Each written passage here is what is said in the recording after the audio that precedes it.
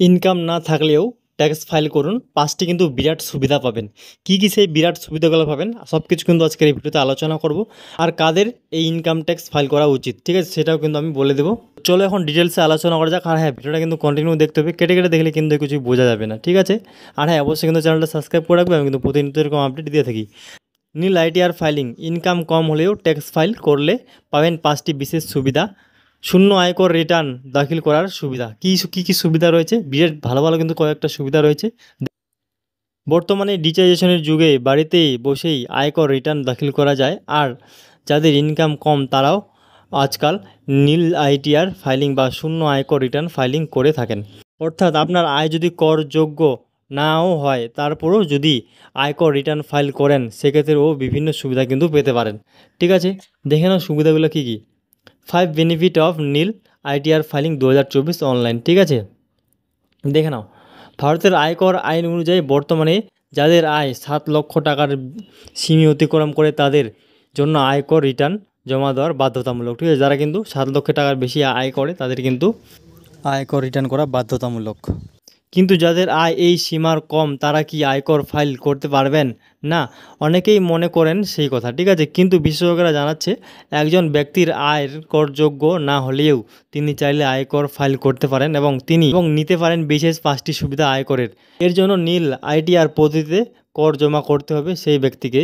কিভাবে তা করবেন, কোন কোন লাভই বা পাবেন এর মাধ্যমে, বিস্তারিত দেওয়া হলো আজকের এই প্রতিবেদনে, ঠিক আছে। দেখে নাও এখানে কী বলা হচ্ছে, স্টেপ বাই স্টেপ আমি বলে দিয়েছি। শূন্য আয়কর রিটার্ন দাখিল করার 5টি লাভ। 1 নম্বর কী বলা হয়েছে, সহজে লোন পাওয়ার সুযোগ। আজকাল অর্থের প্রয়োজনীয়তা মেটাতে অনেকেই ব্যাংক বা অন্যান্য ঋণকারী সংস্থার কাছে লোনের আবেদন করেন। লোনের আবেদন করার সময় ঋণ প্রদানকারী সংস্থাগুলি প্রায় গ্রাহকের আয়ের প্রমাণ চায়, ঠিক আছে। চাকরি না করলেও নীল আইটিআর ফাইল দাখিল করার প্রমাণপত্র দেখিয়ে সহজেই লোনের আবেদন গ্রহণযোগ্য হতে পারে। তাছাড়া অতীত 3 বছরের আয়কর রিটার্নের কপি জমা দিলে লোন পাওয়া আরও সহজ হয়। 2 নম্বর কী বলা আছে দেখে নাও, যদি কোনো ব্যক্তি 50 লাখ বা তার বেশি টাকার বিমা পলিসি কিনতে চান তবে সংশ্লিষ্ট বিমা সংস্থার সাধারণত আইটিআর রসিদ চাইবেই। আইটিআর ফাইলের কপি দেখে সংস্থা সিদ্ধান্ত নেবে যে ওই ব্যক্তি বড় অঙ্কের বিমা পলিসি নিতে সক্ষম কিনা। সুতরাং একটি নীল আইটিআর ফাইল করা থাকলে এই প্রক্রিয়া সহজ হয়ে ওঠে।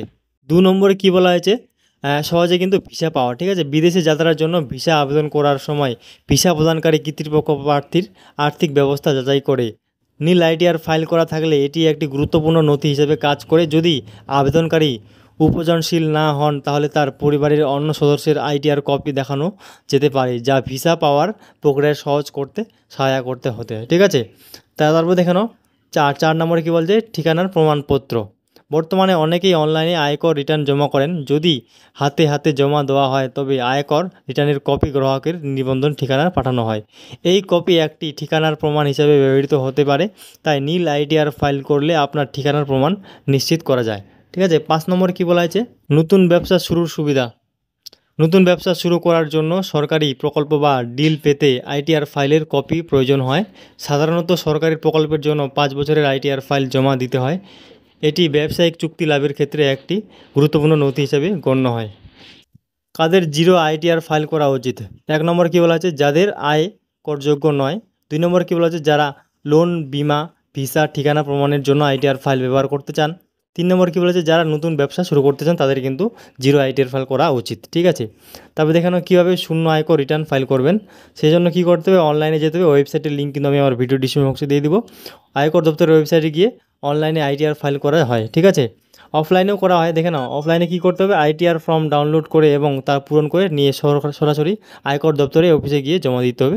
এভাবে কিন্তু আইটিআর ফাইল করা যায়, ঠিক আছে। তো আজকের ভিডিও এইটুকুই ছিল। আপনাদের কী মতামত রয়েছে অবশ্যই কিন্তু কমেন্ট করে জানাবেন। ধন্যবাদ।